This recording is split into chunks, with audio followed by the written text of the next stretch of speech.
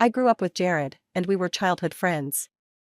After I was framed, he refused to let a lawyer defend me. It was simply because I was too rebellious, and they said it was all my fault. Later, I was beaten and reformed in there, suffering endless torment. I learned that love isn't everything. But he cried hoarsely, begging me not to leave. When I got out, I was still wearing the school uniform from 5 years ago. Since no one came to pick me up, I had to walk back alone, step by step. Honestly, I wasn't sure if I should go back. I had been taken into Jared's home when I was 5. Everyone said my parents couldn't handle the failure of their business and committed suicide by drowning. If it hadn't been for his parents' kindness, I would have ended up as just an ordinary person. Back then, I didn't believe it and kept asking Jared for things, trying to get the so-called sense of security. But now, the once glamorous young lady, even the $20 in my pocket, were gifts from others. I took a deep breath. I walked into a convenience store to buy a loaf of bread. The Charlotte of the past would never have settled for such a thing. Even if the food had been left in the fridge overnight, she wouldn't have eaten it. For this reason, Jared's mom even made a special cafeteria for me at school. But now, I looked at the bread bag the store clerk was about to scan, and I couldn't help but smile bitterly. We just took all the cash, and there's no change in paper money. Can you pay with your phone? He looked at my cash, slightly awkward. But I didn't understand what he meant. Pay with my phone? I used to have a phone, but I always paid with cash or my bank card. Can people pay with their phones now? I felt embarrassed and didn't know how to explain to him. I didn't have a phone, and I didn't know how to scan codes. The dignity deeply ingrained in me made my face flush, and I stood frozen. The clerk looked at me, growing impatient. Are you going to pay or not? I hesitated, my voice almost inaudible. I don't have a phone. It was like a mosquito buzzing. I could almost hear whispers from the people behind me in line. Their stares felt like sharp arrows piercing my back, making it hard for me to move. My hands began to sweat. I couldn't help but think back to 5 years ago. At the beginning, I still hoped Jared would come to save me. No matter what, at least for the sake of Jared's family, he should come and see me. But in the end, what I got was that those 2 women, with their lawyer, dragged my name through the mud. There were no surveillance cameras, and their testimonies matched perfectly. I had no way to overturn the case. And Jared gave up on me. Or Jared's family can't get involved. Just accept the verdict, they said. Besides, if she didn't do anything wrong, how could anyone accuse her? Those 2 sentences cut me off from Jared's family completely. The childhood friend I thought I had was just a joke. Now, it was time to wake up from that joke. The clerk was still staring at me, and I quickly waved my hand. Sorry, I'll pass. He rolled his eyes. But I didn't dare argue. He was right. I was a mess. Thinking that I had such a close relationship with Jared, that I ended up in a situation where I had to learn everything from scratch. I walked dazedly down the street. My shoes were uncomfortable, and I was starving. In the 5 years I was inside, I never once had a decent meal. Now, my stomach was burning, and I couldn't even feel the hunger pangs telling me when to eat anymore. I don't know how long I walked when a car stopped in front of me. A person got out, someone I didn't know. I instinctively turned to run.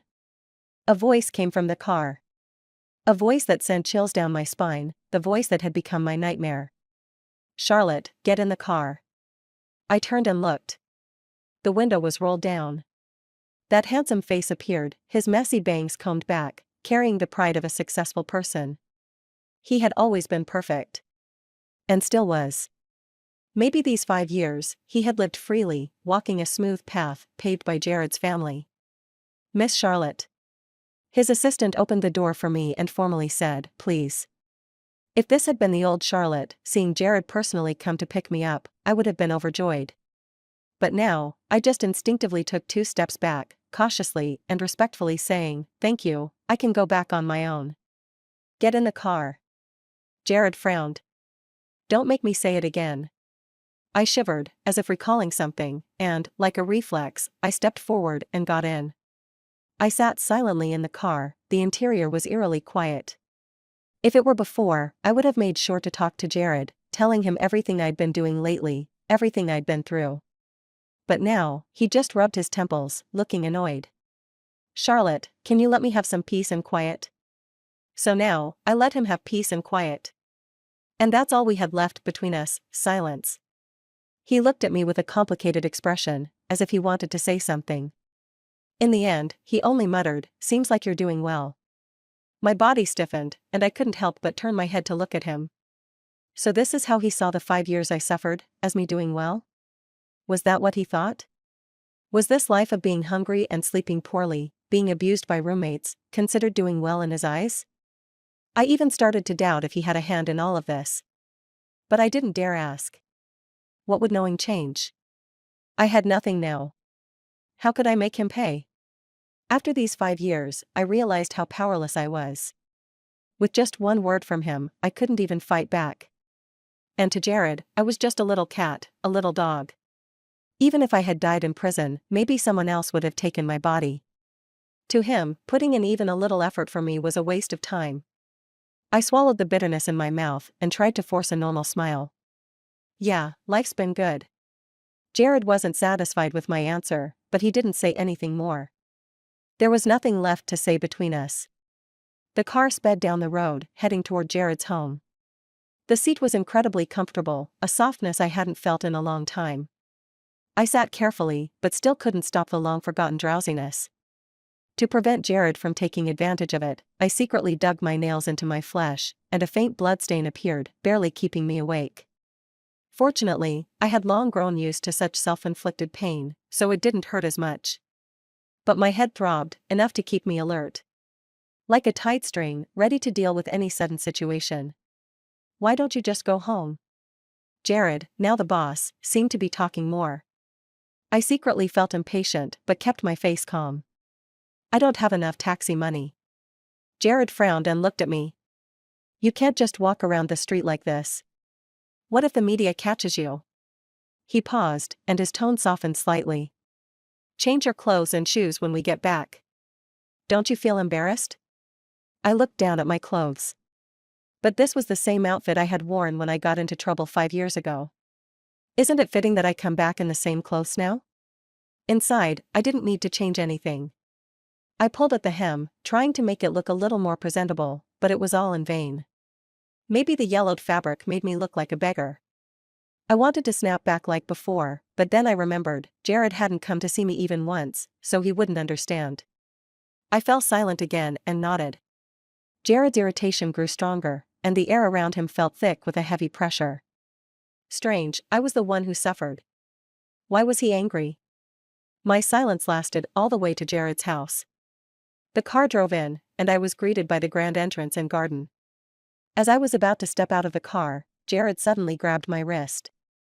I froze, my cold sweat pouring down. It was like I had done this countless times before.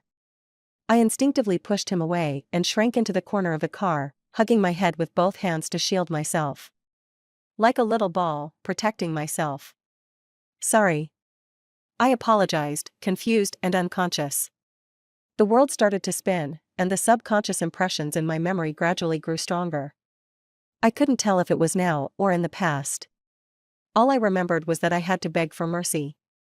As long as I cried and begged, as humbly as possible, their punches and slaps would be fewer. I might even get a little more food. I was like a madwoman. I just wanted everything in front of me to end quickly. But the familiar pain didn't come, so I cautiously peeked out with one eye. Jared's expression was not right. The driver and the assistant also sensed something was wrong and turned their heads. Then came Jared's furious outburst. What are you looking at? Get out of here. My brain instantly received the command, and I immediately went to drive. Okay, I'll go right now. Charlotte.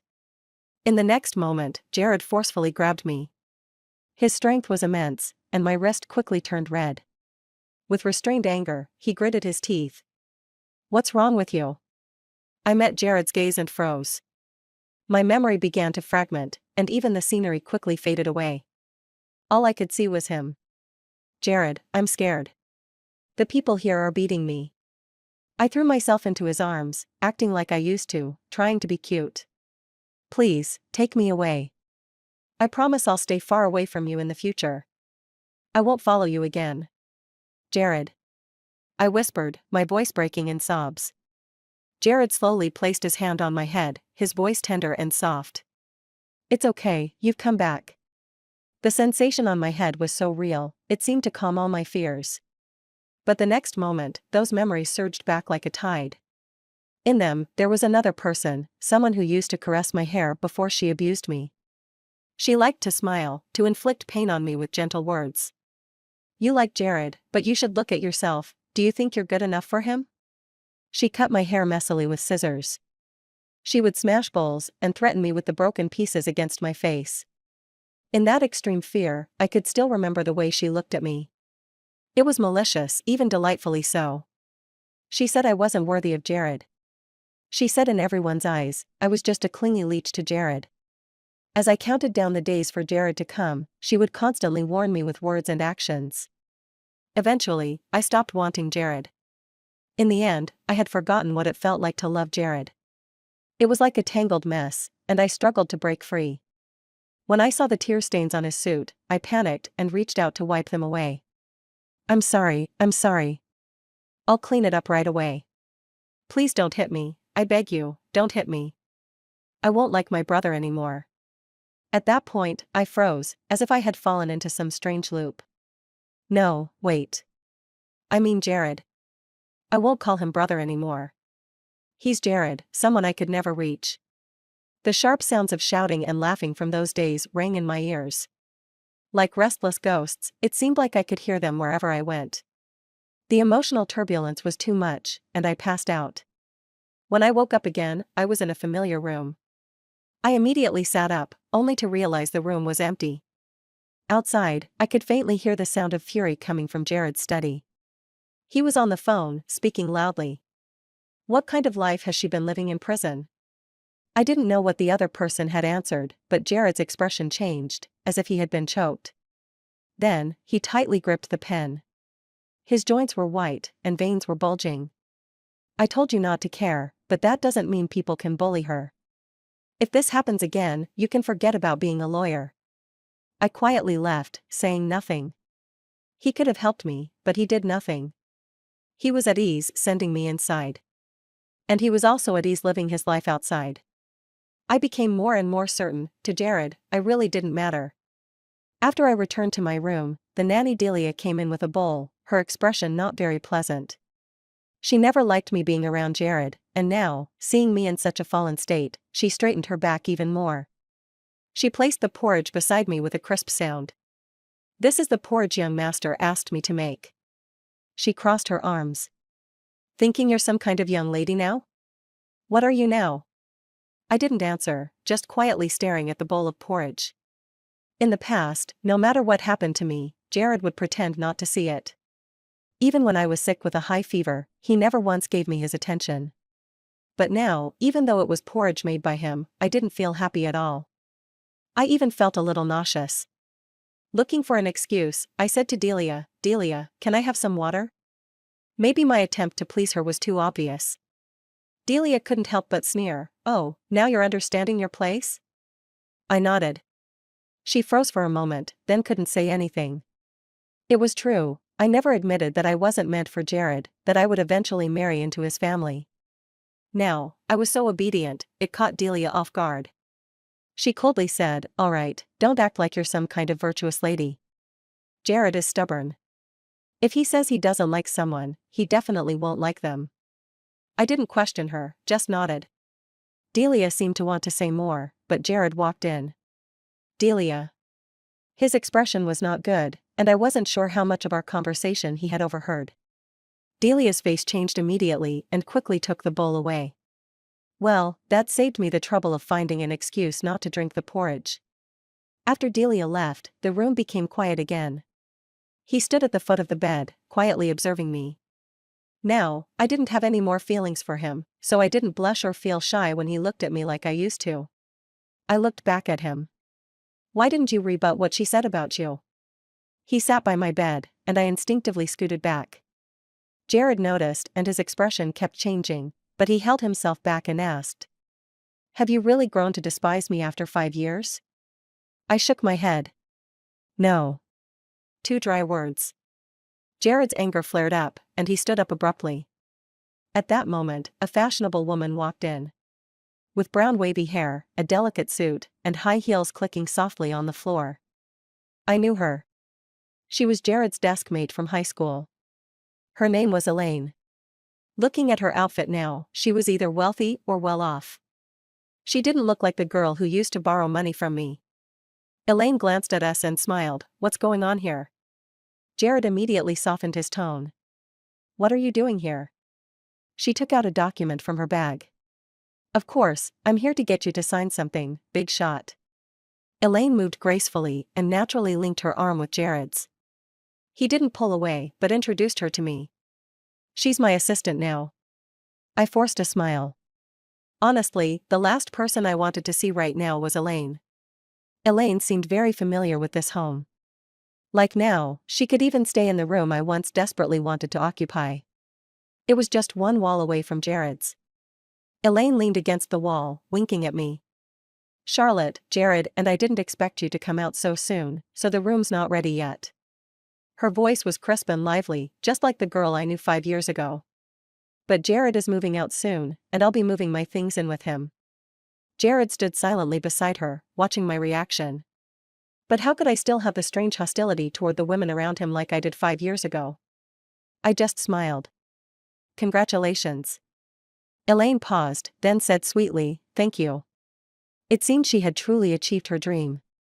She found a good man and was going to become a rich man's housewife.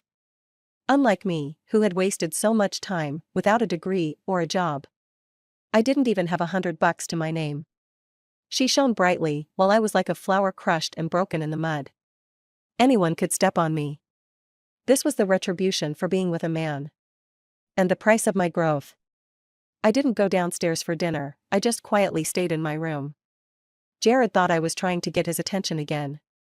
The sound of his leather shoes clicking on the floor echoed. Charlotte, what are you up to this time? I looked up at him. The light from the crystal chandelier was blinding, and his face was a shadow in the glow. Staring at him for too long made my eyes burn with a strange heat. There was a kind of indescribable pain. I lowered my gaze and softly said, I don't want to eat. It wasn't that I didn't want to eat, on the contrary, I was really hungry. But I had been starving for so long, I couldn't eat much at once, so I could only ease the hunger with some thin porridge. Delia had cooked all kinds of rich dishes, but there was nothing I could eat. Jared could misunderstand if he wanted to. I'm sorry. I clenched my fists, trying to wipe away the tremble in my heart. Charlotte, you're free now. No one will ever beat you again because you refuse them. Never again. I forced my tears back. I remembered that Jared used to hate it when I acted weak in front of him. He'd say it was all an act and looked terrible. And the person I was supposedly imitating was Elaine. Actually, before high school, Jared and I didn't have such a bad relationship. He would wait for me to go to school and take me on trips. Sometimes, when he was in the mood, he'd take me out for fun. Jared's parents were always busy, they barely spent a day at home. So Jared took on the role of an older brother. That was, until he met Elaine. Her family wasn't wealthy, but she was well off enough to attend a private school. On the first day of school, she became Jared's deskmate. She didn't care about the power of Jared's family. Whenever Jared didn't do his homework, Elaine would glare at him fiercely. Then she'd follow him every day until he finished his homework. After that, Jared became more and more reluctant to do his homework. Every time he came home, he would just stare at his books, then smile lightly. I felt uneasy, and immediately went to find Elaine. She just looked at me with disdain. Charlotte, do you really think childhood friends can beat someone who comes along halfway? I didn't understand what she meant. Her expression angered me, and I started to target her, sometimes intentionally. After she cried and left, angered by something I said, Jared lost it. He kicked my desk in front of the whole class. Everything spilled out all at once. Charlotte, stop acting like an animal. He actually said that to me. He dared to say that. I was nearly out of my mind with anger. In a fit of rage, I rushed to Elaine's house. I arrived just as her family went bankrupt, and she was kneeling on the ground, looking pitiful. I didn't want to ask too many questions, just handed her a card. It was my allowance from Jared's family. I didn't know how much her family owed, but it was enough to help in an emergency. I thought she was being difficult because of pride, not realizing that I was wrong. The card I gave her was thrown back at me by Jared. He was furious. "What exactly did you do to Elaine?" Jared slapped me. "Her family's bankruptcy was your doing, wasn't it? Is your inheritance just for you to throw your weight around?" He didn't even give me a chance to explain. He instinctively stamped his judgment on me, assuming that I was behind the bankruptcy of her family's business, and then used the money to make Elaine leave. We'd known each other for years, yet it all crumbled because of someone else's words. I was young and impulsive back then. I sneered and said, "Yes, that's right. It was me." I still remember how reckless I was in my words. "Who told her to like you? Who told her to try and steal my person?" Honestly, I regretted saying that. I could think it, but I shouldn't have said it. Jared's pride wouldn't allow me to treat him as if he were my possession. Sure enough, he sneered. The next day, he was in a relationship. His girlfriend was Elaine. After they started dating, I withdrew into myself at school. I only focused on studying, hoping to leave this place as soon as possible. Fortunately, several schools abroad were happy with my grades and achievements over the years. As long as I graduated, they would accept me immediately. But then, 2 months later, during the most crucial time of senior year, someone died. She was Elaine's best friend. That day, I was once again on the top floor of the classroom, studying English. While I was memorizing, I heard dragging sounds outside. Instinctively, I followed.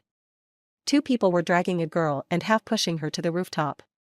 My heart almost jumped out of my chest. I turned around to find a teacher, but someone seemed to trip me, and I hit my head against the wall and passed out.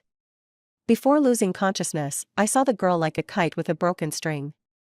She fell rapidly to the ground. Fear filled her eyes. Later, they insisted that they dragged the girl to the rooftop and left. With Elaine's testimony, I became the target. Everyone thought I had attacked Elaine's best friend out of spite, wanting to make Elaine suffer. Such reasoning was almost laughable. But no one stood up for me. Not even Jared. After what happened, did I ever see him again? But now, I had grown quiet, and Jared, on the other hand, was quick to anger. He rubbed his head in frustration. "Charlotte, what do you want?" Jared squatted down. "You used to always speak your mind. What's going on now?" His eyes met mine, filled with deep confusion. Yes, in front of me, he was always powerless. Because he didn't want to think too much. I was always able to handle my emotions and face him. It was as if he didn't need to think about me at all. Jared sighed and placed his hand over mine. "I know you've been wronged, but Charlotte, who hasn't? When I didn't help you, do you think my parents didn't get angry at me?" He smiled bitterly. "All these years, your room has been off limits. Sometimes, even if I wanted to go in, I had to get their approval first." I remained indifferent, just listening. Jared's mouth moved, as if he had more to say. But before he could, the door opened. Elaine peeked her head in. "Boss, the meeting's about to start." Jared frowned. "Cancel it." Elaine stuck out her tongue. "We can cancel, but what about the acquisition? Everyone's worked so hard. Don't you want to listen?" Her words were sharp, very much like Elaine. I glanced up at her. She looked back at me confidently, but with a hint of mockery in her eyes. "Charlotte, wait for me." Jared tightly pressed my fingers, his voice dropping. "When I get back, I have something to talk to you about." I watched them leave. Just like before, as long as Elaine was around, his attention wouldn't be on me for long. "But Jared, what makes you think I'd still wait for you?" I tied the bed sheet to the balcony and quietly slipped away. As a child, I never imagined this trick would become my lifeline. All the old things were still there, so I just grabbed what I needed and left. Leaving Jared's house, I glanced at the room with the light still on. Jared hadn't changed, and he probably wouldn't notice I was gone for a while. I didn't care whether the light in that room was on or off. I quickly slipped on my house slippers and ran as fast as I could. The old wound still throbbed faintly, but I couldn't care less. To my surprise, not 10 minutes later, I was spotted. Charlotte? He got out of the car, wearing nothing but a casual t-shirt. His messy bangs covered his forehead, giving him a boyish charm. I resigned myself and said, "Long time no see, Leonard." He was my desk mate in middle school, but he transferred abroad in the second year. But now wasn't the time to catch up. I grabbed him and asked, "Can you take me to the bus station?" He didn't understand, but he still agreed. Just like in middle school, not understanding my behavior, but still following me like a little sidekick. In the car, Leonard kept asking me why I was going to the station so late. I had no choice but to mumble a few vague replies. He turned the steering wheel with a cold expression and changed direction. "What are you doing?" Leonard looked at the road. "We're going to the hospital first." When we got to the hospital, he didn't care about the stares from others and lifted me up horizontally in his arms. Then a doctor came out from inside. I was forced to undergo several tests, and when the report came back, I was still feeling dazed. Except for Leonard. He stared at the papers intensely, his hands trembling. "That bastard really took care of you like this?"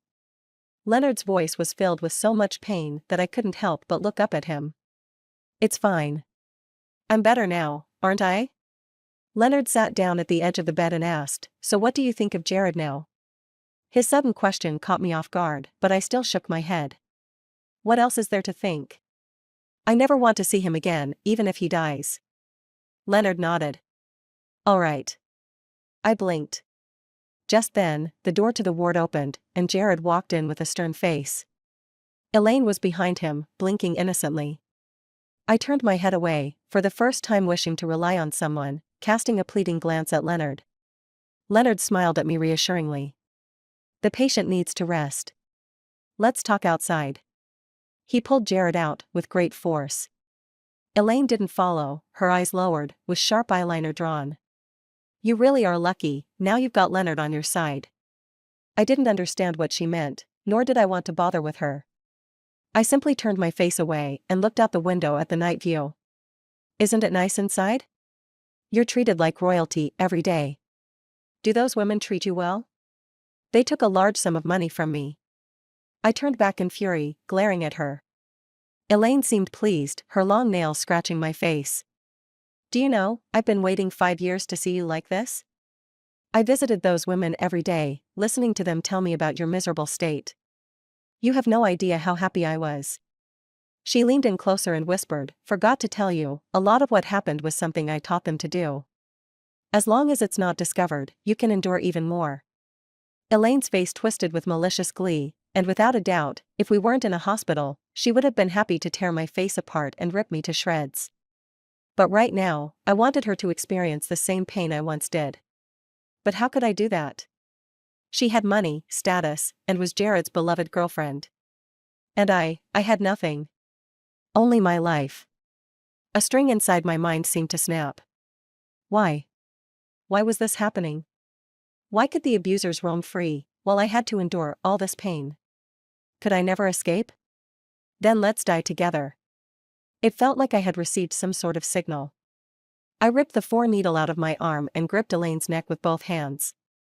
She seemed not to realize I could be this crazy, and immediately started waving her hands to pull me off.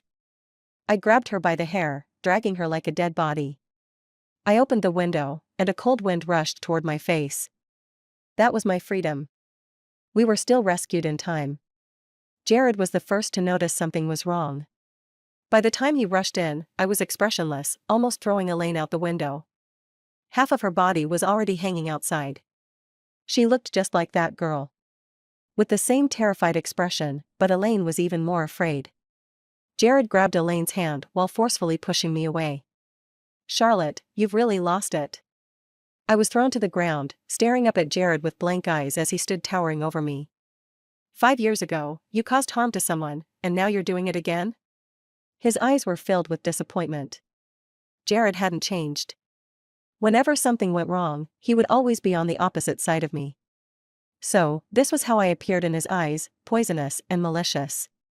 5 years ago, he didn't want to hire a lawyer for me because he also believed the rumors. In his mind, I was someone capable of murder. "Apologize to Elaine." He grabbed my wrist with great force. Partly as a threat, he said, otherwise, you'll never come back.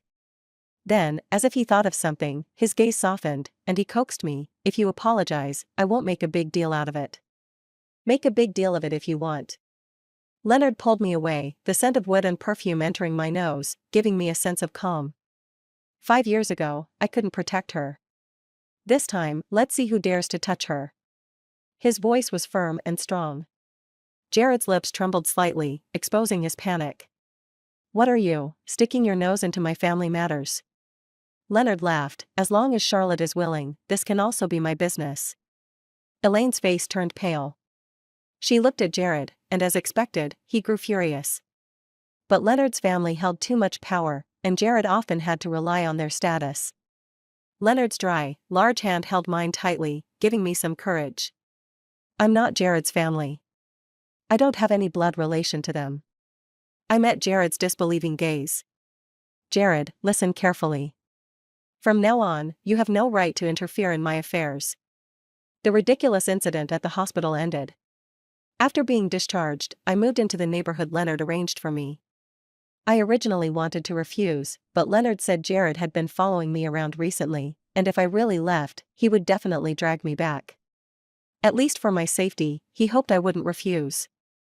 I had no choice but to agree. During this time, Leonard seemed very busy.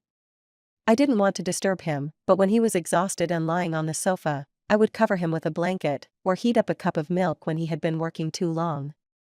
Leonard was very observant and noticed that I didn't like being alone. He would come early and leave late every day. He knew how to maintain the right distance in our relationship, neither too close nor too distant. Gradually, I started sharing small things with him again. We returned to the closeness we had in middle school. Half a year passed, and I slowly started to accept the outside world again. I couldn't live under Leonard's wing forever. Just when I thought I had moved on, I got out of the taxi, and Jared was standing right in front of me. He had lost a lot of weight, his eyes were sunken, and he smelled strongly of cigarettes. I didn't expect him to look this worn down and couldn't help but sigh inwardly. I know everything that happened in the last 5 years. I was confused, just staring at him. I've fired Elaine, and I've withdrawn all investments from her family's company. Charlotte, will you forgive me? I gave him a half smile. So you're saying I should thank you for avenging me? Jared quickly waved his hand, hesitant. Charlotte, will you move out from Leonard's place and come back to me? I scoffed. But I haven't apologized to Elaine yet. Jared was filled with overwhelming grief. Do you really have to hurt me like this? You weren't like this before. I smiled. Exactly, Jared. The past was the past. Do you really think you can just erase those 5 years by bowing your head? Elaine tormented me so much, and you just fired her. She's still the rich young lady of her family. Besides, it was your fault for not standing up for me back then, which allowed Elaine to take advantage. I said in a low voice, I only want to ask you one thing. When they suspected I had a motive, what were you thinking? He couldn't speak. Because he also suspected me. He thought I had hurt Elaine's friends out of love and possessiveness. In his eyes, I had already been branded as a killer. Elaine was sentenced. The case that had once seemed closed made new progress. They found that someone else had been on the rooftop that day. In a corner, they found Elaine's school ID card. It was spotted by a student when the school was doing a cleanup. Later, Elaine, in panic, confessed everything. She was sentenced to 7 years in prison for perjury. As for the 2 others, they were sentenced to life imprisonment. After I was imprisoned, one became a teacher at a private school, and the other inherited family wealth to do charity. Even after causing deaths, they still lived glamorous lives. But delayed justice will not waver because of their family. 5 years later, the truth came to light. That school abroad sent me an invitation letter and also reissued my high school diploma. Before getting on the plane, I looked sincerely at Leonard. Thank you. If it weren't for him, things wouldn't have gone this smoothly for me. He simply patted my head and said, study well out there, I'll give you a big gift when the time comes. I wanted to say more, but my gaze fell on someone. He stood behind a pillar, staring at me intently. I didn't linger on him for too long and just turned to walk inside. My world was just beginning to unfold. Later, Jared came to find me several times, each time standing silently at a distance. He didn't approach, sometimes even the rain drenching him seemed to go unnoticed. But during the last time, he walked up to me, his fingers white from where they hung at his side. Jared's gaze swept over my face before he finally spoke after a long pause. "It's nice. Better than being in that house." The bitterness lingered at the corners of his lips as he walked away heavily. I felt confused by his actions, but was too lazy to dig deeper. When I graduated, I received some information. The circumstances of my parents' deaths were redefined. It turned out that Jared's family wanted to take over my dad's company, and after their acquisition attempt failed, they tampered with my parents' car, deliberately telling them on a rainy day that I had a fever of nearly 104 degrees Fahrenheit. In the midst of such harsh conditions and anxiety, they fell into the sea. As for Jared's parents, they adopted me without a hint of remorse and became agents of my family's company. And because of the crimes committed, I was forced to relinquish my inheritance of the company. I learned all of this only after Jared took over the company. He knew very well it was their fault. Yet, even after everything that happened, he showed no regret. He always believed that no matter what happened, I would always be behind him. I bought a ticket to return home. Jared's parents had already been apprehended and were set to face trial. As for Jared, knowing of the crimes but failing to report them while attempting to hide the evidence, he was also imprisoned. Leonard asked if I wanted to see him. I didn't answer, nor did I say I would go. If it weren't for Leonard, I would still be mistaking a thief for my father. No matter how far Jared's family fell, it wouldn't bring back my parents. On the first day back, I went to my parents' memorial. There were already flowers placed there, and the area had been cleaned up nicely. That person turned his face. I saw him clearly. The sunlight fell on him, bringing a bit of fractured warmth. "Charlotte, are you still taking on little followers?" And,